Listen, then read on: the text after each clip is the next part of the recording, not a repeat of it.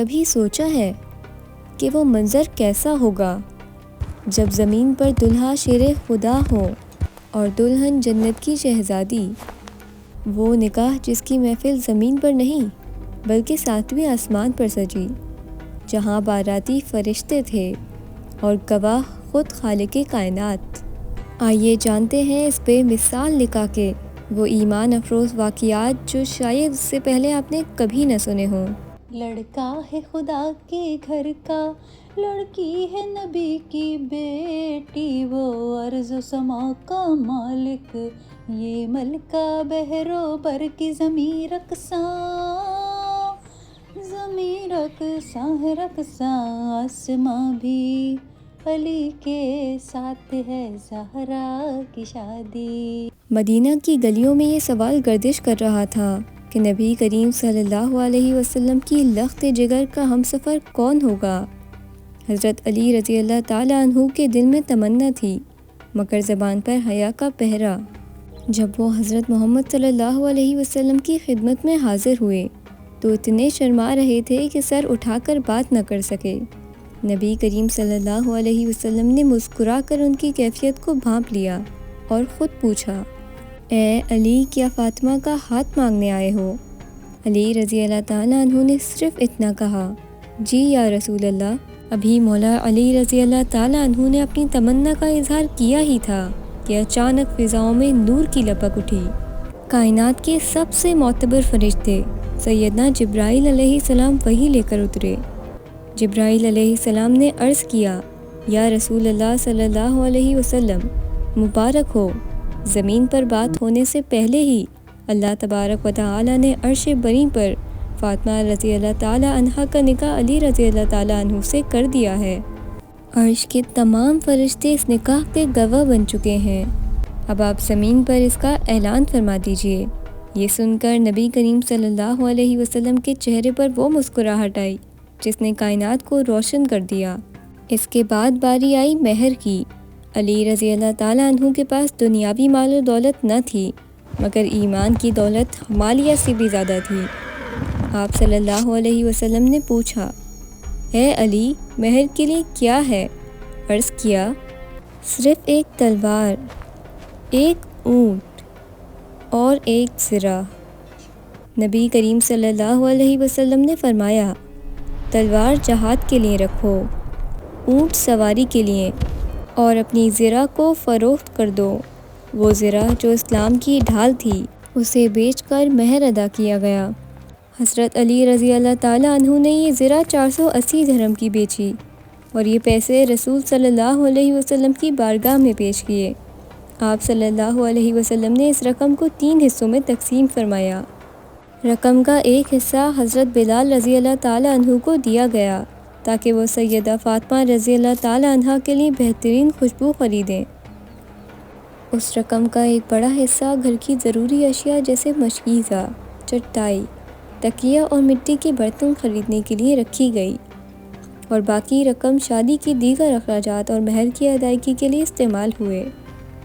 اب منظر بدلتا ہے نبی کریم صلی اللہ علیہ وسلم کے گھر کے اندر کا، جہاں حضرت ام سلمہ رضی اللہ تعالیٰ عنہ اور دیگر خواتین جنت شہزادی کونین کو تیار کر رہی ہیں۔ ام سلمہ رضی اللہ تعالیٰ عنہ ان کے سر پر حیا کی چادر اڑا رہی ہے، ان کے ہاتھوں پر مہندی لگا رہی ہیں۔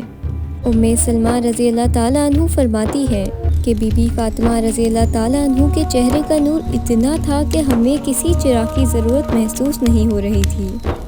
حضرت ام سلمہ رضی اللہ تعالیٰ عنہ نے جب بی بی فاطمہ رضی اللہ تعالیٰ عنہ کو رخصتی کے لیے تیار کیا تو ان کی آنکھوں میں خوشی کے آنسو تھے کہ آج دنیا کی سب سے پاکیزہ بیٹی اپنے گھر کو جا رہی ہے۔ باہر مدینہ کی گلیوں میں درود و سلام کی صدائیں بلند ہونے لگیں۔ مولا علی رضی اللہ تعالیٰ عنہ اپنی اونٹ پر سوار ہیں، ان کے ساتھ انصار اور مہاجرین کا ایک عظیم مجمع ہے۔ یہ بارات دنیاوی دکھاوے سے پاک تھی، مگر اس کا جلال ایسا تھا کہ دیکھنے والے دنگ رہ گئے۔ روایت ہے کہ جب علی رضی اللہ تعالیٰ عنہ کی بارات چلی تو آسمان سے فرشتے زمین پر اترے اور تسبیح و تہلیل کے ساتھ اس جلوس میں شامل ہوئے۔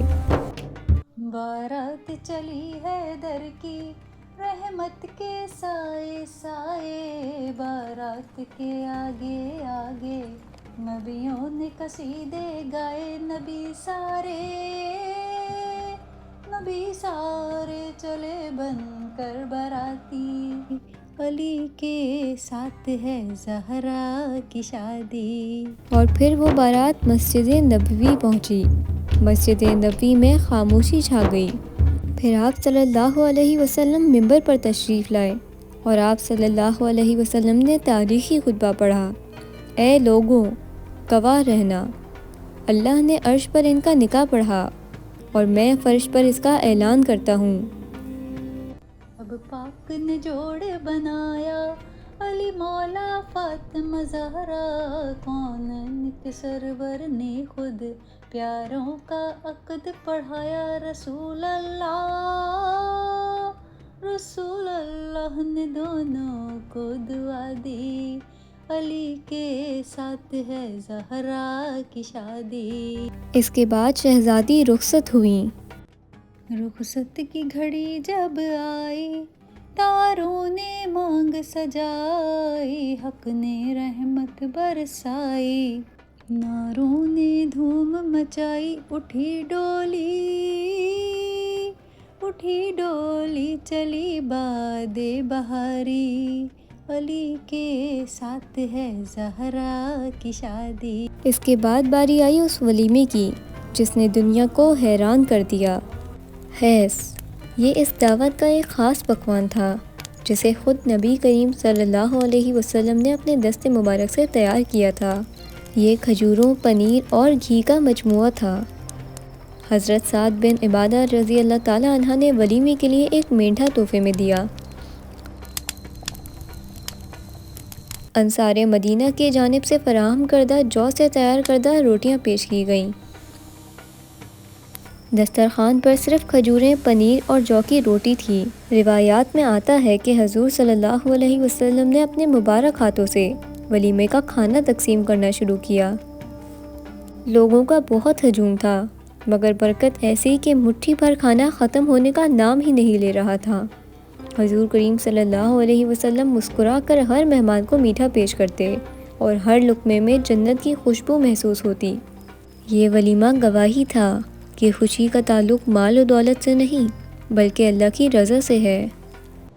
قدرت کی طرف سے ان کو ابھی تحفے اور ملیں گے، کل ان کے حسین آنگن میں دو اصلی پھول کھلیں گے، حسین شجرے انہیں دیں گے سلامی، علی کے ساتھ ہے زہرا کی شادی۔